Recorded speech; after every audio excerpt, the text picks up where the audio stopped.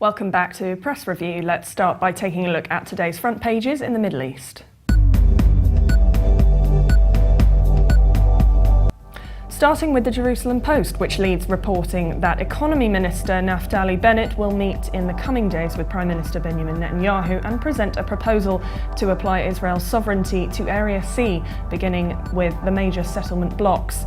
The paper also reports that the IDF killed 2 Palestinian teenagers during clashes near Ramallah as they and others marked Nakba Day, the 66th anniversary of the establishment of the State of Israel.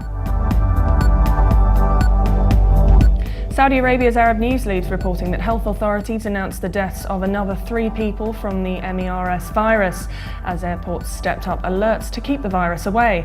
The paper also reports that Egypt's upcoming elections saw a high turnout of voters at the Egyptian embassy in Riyadh and the Egyptian consulate in Jeddah in the first of a 4-day voting period for expats. The Khalij Times leads its front page reporting on India's elections, with all exit polls predicting a huge win for the BJP, bringing in right-wing candidate Narendra Modi as Prime Minister. The paper also reports that the International Centre for Sports Security has said that Asian-dominated criminal groups are laundering more than $140 billion of illegal sports betting, mainly on football. Lebanon's Daily Star reports that presidential hopeful Samir Geagea has launched a European and Arab tour that will see him holding talks with French and Saudi officials, as well as former Prime Minister Saad Hariri. The paper also reports on fierce clashes erupting in Libya's eastern city of Benghazi between Islamists and forces led by a retired general seeking to purge it of terrorists. The Egypt Independent leads reporting that the first day of voting in the presidential election for Egyptians abroad saw a large turnout in Belgium, Qatar and Portugal. The paper also reports that Prime Minister Ibrahim Mahlab has said that public servants will not take the 2 days of the presidential elections off, yet urged them to cast their votes. Now let's look at the top Middle East news from UK papers. The Guardian leads its Middle East news reporting that the trial of the Australian journalist Peter Grest and 2 of his Al Jazeera colleagues has again descended into farce, as defence lawyers of 2 of the men quit in court, accusing the broadcaster of putting its vendetta against Egypt ahead of the freedom of its employees. The Egyptian prosecution was also accused of making outrageous financial demands of the defence team to give them access to evidence.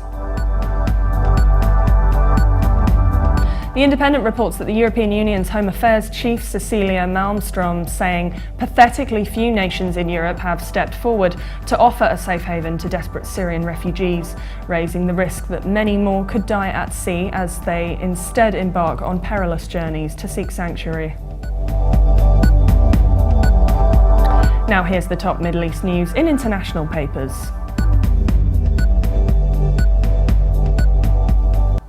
China's Global Times reports that 2 Palestinian young men were killed by the IDF near Ramallah during protests as thousands of Palestinians marked the 66th anniversary of the Nakba Day, or the Day of Catastrophe in Arabic, an annual commemoration for their lament over Israel's establishment in 1948 and their displacement during the war in its wake.